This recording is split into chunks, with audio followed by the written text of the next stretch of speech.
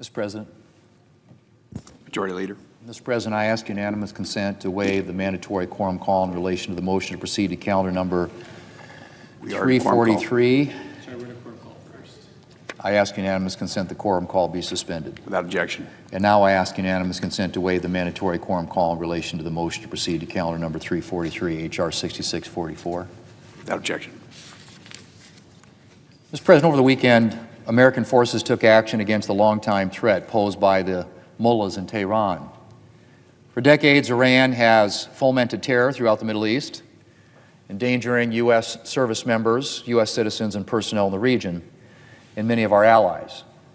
In addition, Iran has relentlessly pursued the development of its own nuclear program, despite repeated violations identified by the international atomic watchdog, the IAEA.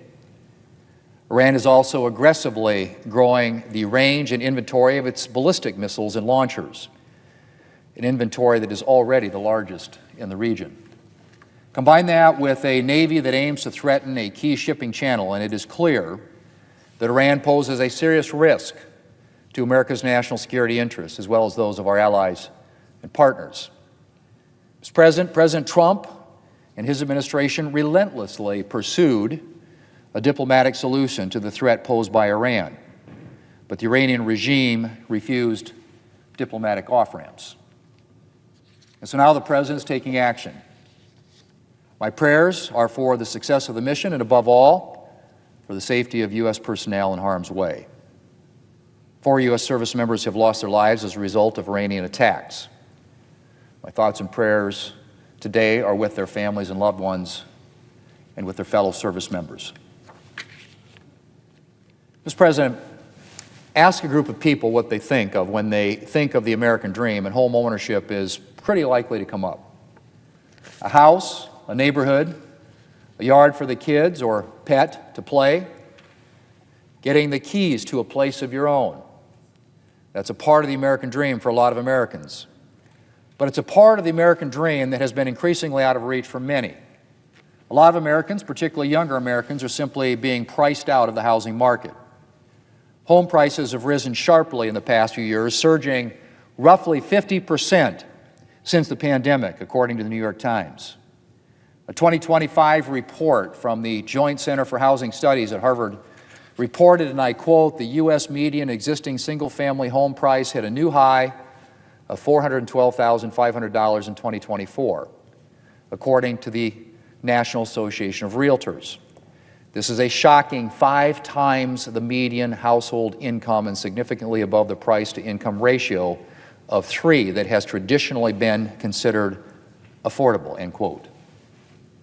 Well, with numbers like these, Mr. President, it's no wonder that the age of first-time home buyers has risen sharply as well to an all-time high of age 40. Mr. President, the American people have been through a lot over the last few years, notably the historic inflation crisis that defined the Biden administration. And since we took office last January, Republicans' priority here in Congress has been easing the burden on hardworking Americans.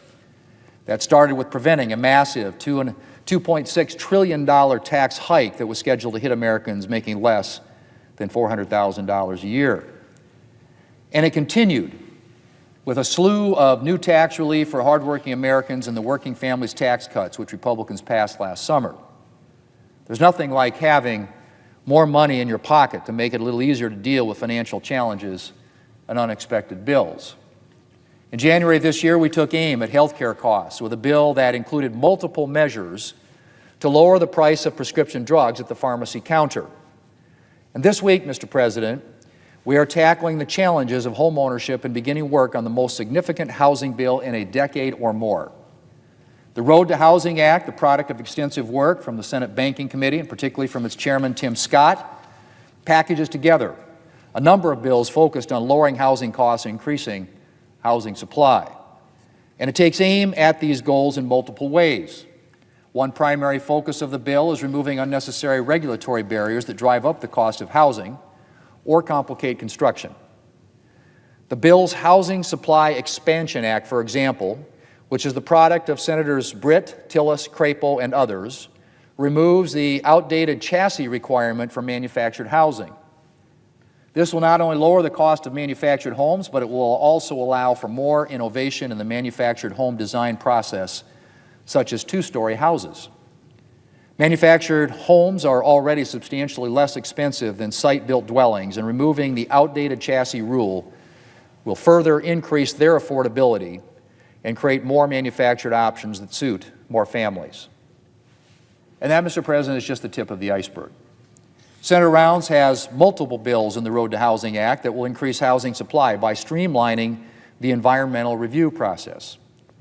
The Choice in Affordable Housing Act, the work of Senators Kramer, Sullivan, Moran, and Curtis, as well as others, will streamline inspection requirements for affordable homes financed by multiple government programs. And I could go on. There are a lot more measures in the Road to Housing Act to eliminate or streamline regulations. And with regulations accounting for around 25% of the cost of constructing a single-family dwelling, and for roughly 40% of the costs of multifamily housing projects, anything we can do to streamline and simplify can go a long way toward making housing more affordable. But the Road to Housing Act does a lot more than simply targeting unnecessary regulations. The Act is also designed to unleash private sector investment in more affordable homes. Road Act legislation from Senators Scott, Marino, McCormick, Cassidy, and Crapo, for example, will increase a statutory cap that limits banks' ability to invest in more affordable housing and other community development projects. The Build Now Act from Senator Kennedy creates a pilot program to incentivize a wide variety of housing development in communities that participate in the Federal Community Development Block Grant Program. Mr. President, there's a lot more in the Road to Housing Act that I can discuss in one speech. There's much more I could say on the ways this bill will streamline regulation and unleash investment.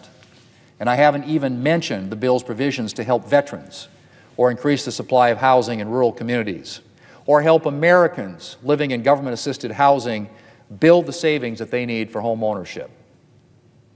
There's a lot in this bill, Mr. President. And I want to extend my thanks to Banking Committee Chairman Scott and Ranking Member Elizabeth Warren for putting in the work to assemble so many good pieces of legislation and to get the final product to the floor.